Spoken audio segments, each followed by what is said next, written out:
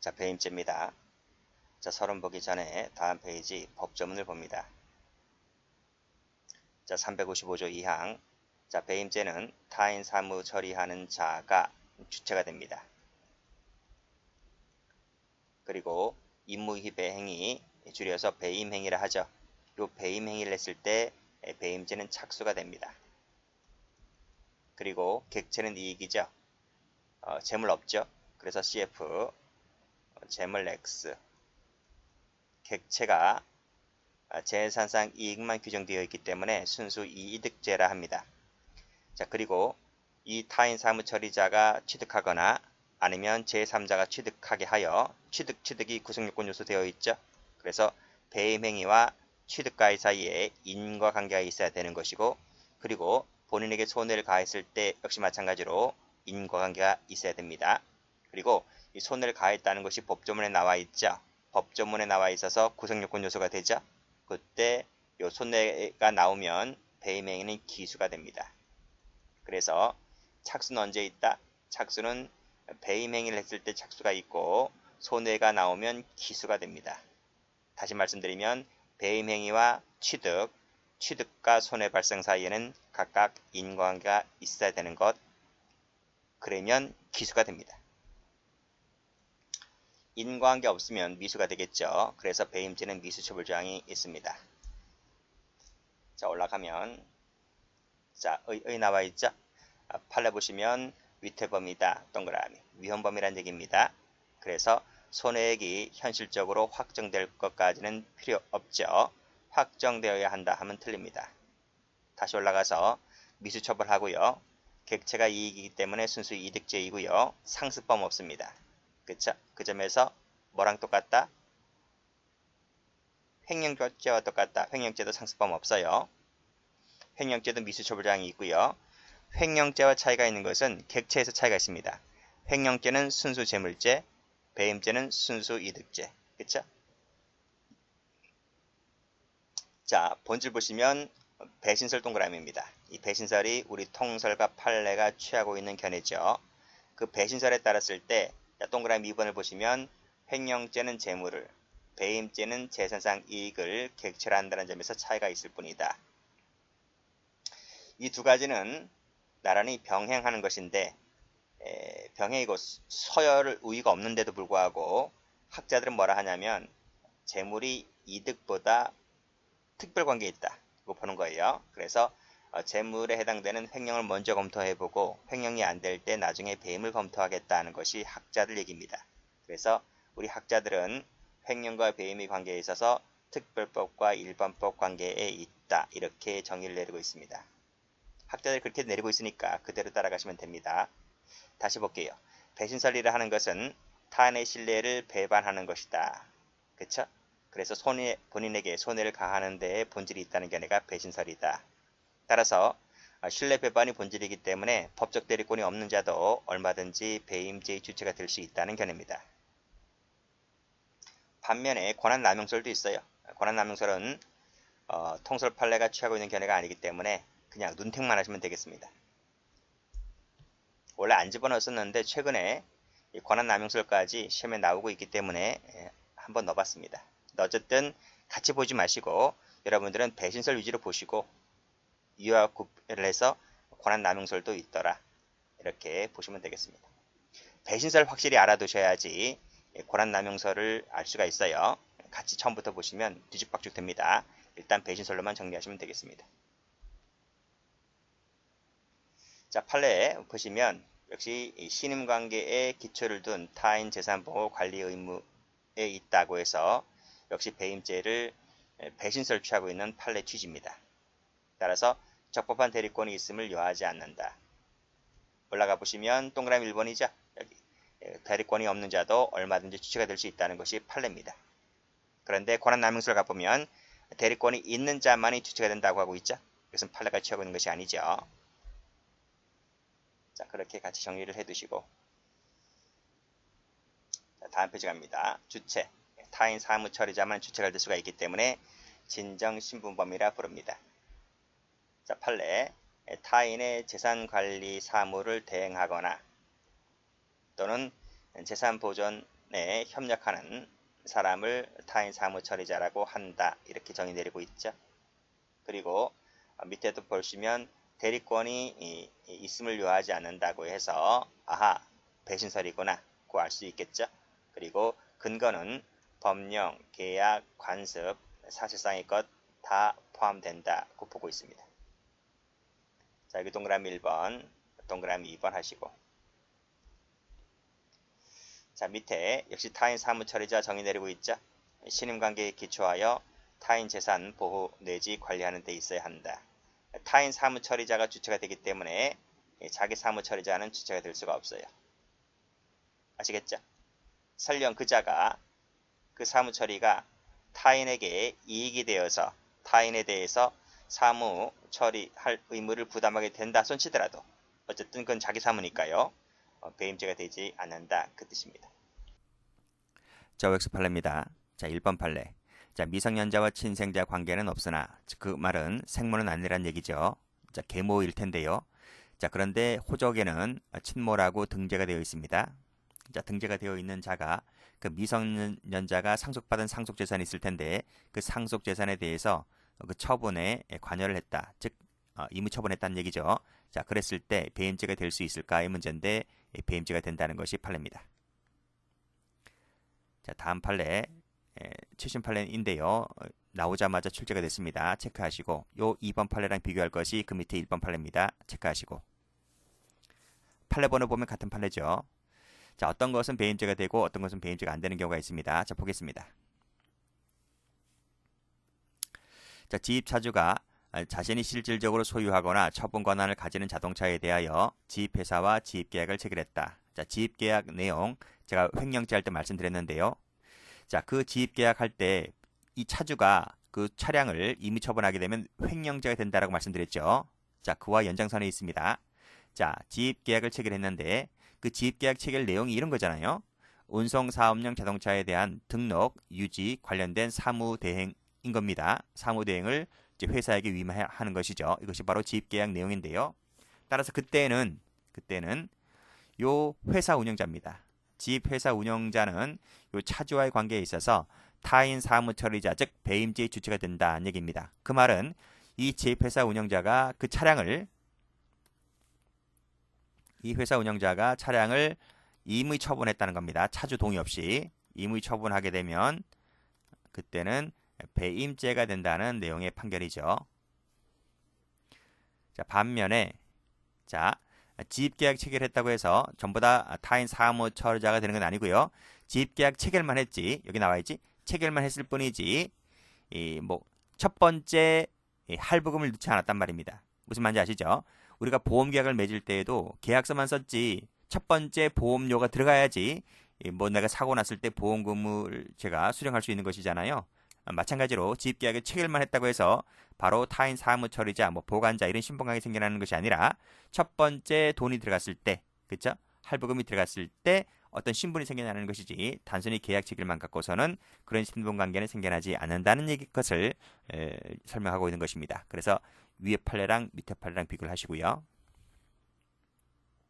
자, 그 다음 판례. 자, 이 판례는 워낙 많이 출제가 됐죠.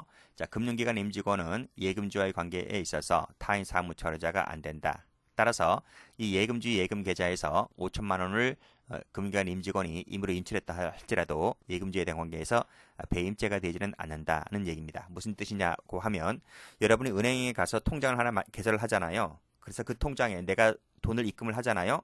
그럼 그것이 설령 내 돈이었다 할지라도 소유권은 은행에 통장에 넣는 순간 그 돈의 소유권은 은행에 넘어가게 되는 겁니다. 은행에 넘어간다고? 넘어갑니다.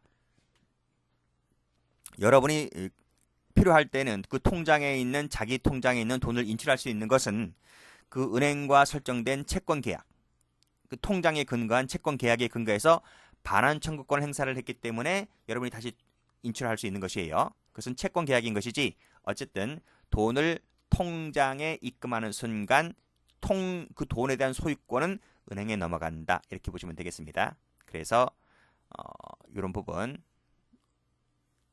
금융기관 임직원이 5천을 인출했다 하더라도 여러분 관계에서는 배임죄가 되지를 않습니다. 자, 그 밑에 판례는 그냥 암기를 해두세요. 토지구역 정리사업 시행자인 토지구역 정리사업조합은 여기 세모 칠게요. 자, 채비지 보관에 관해서는 타인 사무처리자 지위에 있지 않다는 것 그냥 암기를 해두시고요. 자, 그 밑에 판례입니다.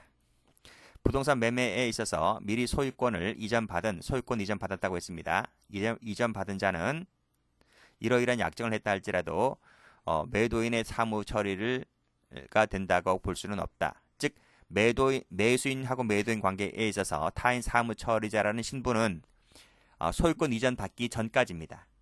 그쵸? 소유권 이전 받기 전까지 뭐 계약금, 중도금, 잔금 줘야 되고 각종 서류를 뭐 주고받고 하는 관계 있잖아요.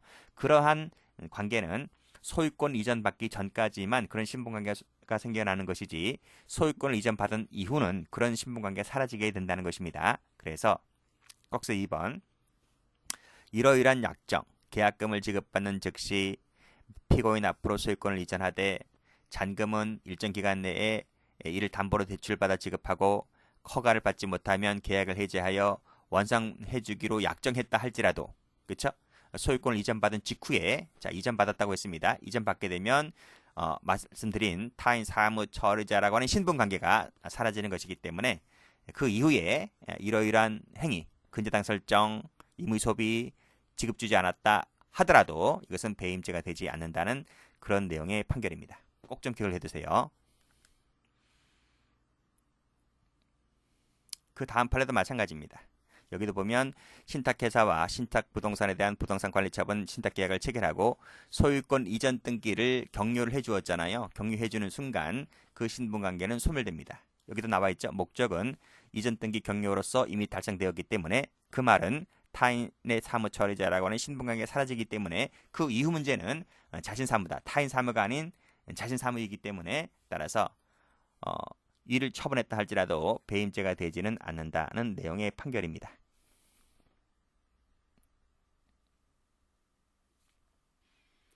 다음 판례는요. 이런 쭉 관계 읽어보시고 여기서는 중요한 키워드가 대장입니다. 대장 세모 칠게요. 채비지 대장에 소유권 취득자로 등재된 갑회사와 병명의를 임의로 말소한 것이 배임죄가 될 수 있느냐의 문제인데요. 이 대장이라고 하는 것이 밑에 보면 채권적 청구권의 공시 방법이라고는 볼 수가 없다는 것입니다. 그래서 적법한 공시 방법은 아니기 때문에 타인 사무처리자라고 하는 신분관계는 생겨나지 아니하므로 이러이러한 행위를 했다 할지라도 배임죄는 되지는 않는다는 내용의 판결이고요. 최신 판결인데 출제가 되었습니다. 자, 매매죠, 매매. 매매는 쌍무계약입니다.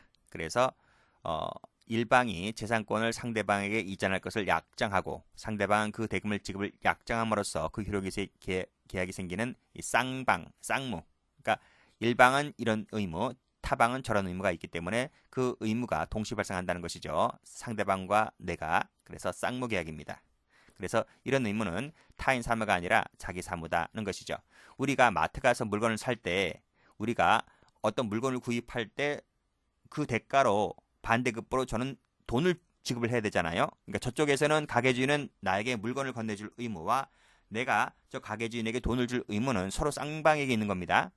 자, 내가 물건을 받았고 내가 돈을 주어야 할 의무는 타인 사무가 아니라 자기 사무인 거죠. 그렇죠? 내가 돈을 줄 의무는 자기 사무. 저쪽에서 나에게 물건을 줄 의무는 자기 사무인 것이지 타인 사무가 아닌 것입니다. 따라서 이 분양권을 사고 팝니다. 분양권을 사고 판다 할 때 그 돈을 받았으니까 내가 분양권을 넘겨줄 의무는 타인 사무가 아니라 자기 사무인 것이죠. 그래서 분양권을 사고 판다 할 때 어쨌든 이거 사고 파는 것도 매매잖아요. 매매이기 때문에 분양권을 이전할 의무는 타인 사무가 아니라 자기 사무가 되는 것이다. 그래서 분양권을 매도인이 위와 같이 의무를 이행하지 아니하고 다른 사람에게 더 비싼 가격에 넘겼다는 겁니다. 제3자에게 처분했다 할지라도 배임죄가 되지는 않는다. 왜? 이것은 자기 사무를 위반한 것이지 타인 사무를 위반한 것은 아니거든요. 그렇게 보시면 되겠습니다. 여기를 세모치면 됩니다. 자, 다음 판례는 비트코인 판례인데 일단 별표를 치시고요. 자, 그리고 노트를 펴봅니다. 자, 노트를 펴보면 자, 비트코인 관련 판례가 좀 많이 있습니다. 전부 다 정리를 하셔야 되는데 일단 첫 번째, 비트코인은 무형의 재산이기 때문에 몰수 대상이 됩니다. 몰수 대상이 된다는 것은 총론교재에 나와 있습니다. 몰수 동그라미 치시고, 두 번째는 비트코인은 가상자산의 일종으로서 재물이 아닙니다. 재물이 아니고 재산상 이익이 된다는 거죠. 따라서 재물이 아니기 때문에 횡령죄의 객체에는 되지 않아요. 그렇지만 객체가 재산상 이익이 되기 때문에 이것은 사기죄의 객체가 될 수가 있다. 관련 판례 적시에 놓았고 사기죄를 찾아보면 이 판례 나올 겁니다. 자, 지금 볼 곳이 3번인데요. 이 가상자산은 법정화폐와 동일한 보호를 받지 못해요. 그래서 가상자산을 이체받은 사람은 보관자가 될 수가 없고 타인 사무처리자가 될 수가 없기 때문에 이 이체받은 사람은 횡령죄의 주체가 되거나 배임죄의 주체가 되거나 하지 않습니다. 그래서 횡령 X, 배임 X. 자, 이 부분을 꼭 좀 정리를 해 두시면 됩니다. 자, 그럼 다시 교재를 봐서. 자, 가상자산 나와 있죠. 자, 시스템 오류 등으로 법률상 원인 관계 없이 가상자산을 이체받은 자는 자, 부당이득 반환 의무는 부담할 수 있겠지만, 그쵸, 공돈이죠. 공돈 받았기 때문에 부당이득 반환 의무는 부담할 수 있겠지만은, 자, 밑에 가상자산 세무 찍게요. 가상자산을 이체받은 사람은 배임죄 주체가 안 된다는 거죠. 횡령죄 주체도 안 되고요. 그래서 또 밑에 2번도 보면 이 가상자산을 뭘로 보았다? 빨간 펜으로 재산상 이익으로 보았다 하는 부분 체크해 두시고, 자, 일반 자산과는 구별되는 특징이 있고 따라서 법정화폐와 동일하게 보호를 받지 못합니다. 자, 그래서 다음 페이지 가보시면 자, 비트코인이 법률상 원인 관계없이 피고인 명의 전자기갑으로 이체되었다 할지라도 밑에 보시면 타인 사무 처리자가 안 된다는 말이 무슨 말이에요? 배임죄 주체가 되지 않는다 그 뜻입니다. 그래서 비트코인 나오면 그냥 깡그리 암기해 두세요. 자, 올라가 볼게요. 원인 불명으로 재산상 이익인 가상자산을 이체받은 자가 가상자산을 사용 처분하는 경우가 횡령죄가 될 수 있을까? 안 된다니까요. 그렇죠? 명문 규정이 없는 상황 하에서 차고 송금 시 횡령죄 성립을 긍정한 판례가 앞에 있었죠. 그 판례를 유추해서 신의 측을 근거로 배임죄를 처벌하는 것은 안 된다. 안 된다. 횡령죄도 안 된다고요. 횡령죄의 객체가 안 되기 때문에 횡령죄도 안 될 뿐더러 배임죄도 되지 않는다 그 뜻입니다. 그러니까 이 판례를 갖고 와서 배임죄 처벌하면 안 되겠니? 라는 거예요. 안 된다는 거예요. 역시 마찬가지로 꺽쇠 4번을 보면 비트코인 나와 있죠. 그래서 재산상 이익을 취득하였다고 하여 배임죄로 기소가 된 사건인데 판례가 역시 같은 논리로 타인 사무 처리자가 되지 않는다. 무슨 말이다? 배임죄가 되지 않는다는 내용입니다. 다 정리해두세요. 1번이 나올지 2번이 나올지 3번이 나올지 4번이 나올지 몰라요. 관련된 판례 다 받으시고 노트에서 말씀드린 대로 총론 가면 몰수 대상이 된다. 사기죄 가면 사기죄가 된다는 것까지 같이 정리해 두시면 됩니다. 자, 그 밑에 판례 갑니다. 자, 신주를 발행합니다. 주식을 새로 발행한다고요. 누가? 대표이사가. 왜 신주를 발행할까요? 그치, 자본 조달 때문에 신주를 발행하는 거예요. 이 대표이사가 신주를 발행하는 것은 회사의 사무일 뿐입니다. 사무일 뿐이기 때문에 대표이사가 신주식을 발행할 때 주주들에게 묻지 않아요. 내가 주주들에게 일일이 가정물로 우편물을 보내서 내가 신주를 발행해야 되는데 발행해도 되겠느냐 안 되겠느냐 이거 묻지 않습니다. 그래서 이 대표이사가 신주를 발행했다 하는 것이 당연히 신주를 발행하게 되면 주식 가치가 떨어지기 때문에 주주들이 손해를 많이 보겠죠. 그렇다 할지라도 이 대표이사가 신주 발행하는 것은 주주에 대한 관계에 있어서 타인 사무 처리가 되지 않기 때문에 주주들이 손을 봐왔다 하여 이것이 배임죄가 되지는 않는다. 그 얘기를 얘기해 주고 있는 겁니다. 자, 그 다음 자, 금전채무라 그랬죠. 금전채무는 자신의 급부 의무를 다하는 것이다. 따라서 자신의 급부 의무이기 때문에 타인 사무 처리가 되지는 않는다. 그 뜻입니다. 자, 그래서 금전채무, 금전채권채무 세무 치시고 배임죄가 되지는 않는다. 그 뜻이고요. 자, 꺽쇠 2번은 뭐냐면요. 여기 보시면 채권양도 나와 있죠. 채권양도 세무 칠게요. 우리 앞에서 채권양도 시간에 배웠죠. CF 하시고 채권 양도는 뭐가 아니다? 배웠잖아요. 횡령도 안 되고 배임도 안 된다고 배웠잖아요. 횡령이 안 되는 것은 횡령죄에서 배웠고 배임이 안 되는 것이 여기 나오잖아요. 그렇죠? 그래서 채권 양도 계약에 따라 뭐뭐뭐뭐를 이행하는 것은 타인 사무 처리자가 되지 않는다. 무슨 말이다? 배임죄의 주체가 되지를 않는다. 그 뜻입니다. 자, 이 판결은 별표가 되어 있는데 21년도 법원 행정고시에 이 2번이 출제가 되었습니다. 자, 그 밑에 공사자금 10억을 대출받았다는 거죠. 이 대출이 뭔데요? 대출이 금전채무잖아. 금전채무. 그래서 이 사람이 건물을 신축하는 데 있어서 새마을금고로부터 10억을 대출받았고 결국 건물이 준공됐습니다. 근데 대출해준 금고, 이 새마을금고에 보존 등기를 해준 것이 아니라 누구한테 해줬어요? 병 앞으로 보존 등기를 해준 거예요. 새마을금고가 뿔났죠. 그래서 배임죄로 고소한 사건인데 배임죄가 안 된다는 거예요. 왜 안 될까요? 10억을 빌렸으면 10억 갚으면 되는 거잖아요. 그렇죠? 10억 갚으면 되는 거지 내가 건물까지 바칠까? 건물은 담보 잡힌 거고, 그렇죠? 내가 10억을 못 갚을 것을 대비해서 건물은 담보 잡힌 것이지 건물을 니한테 준 게 아니잖아요. 그렇죠?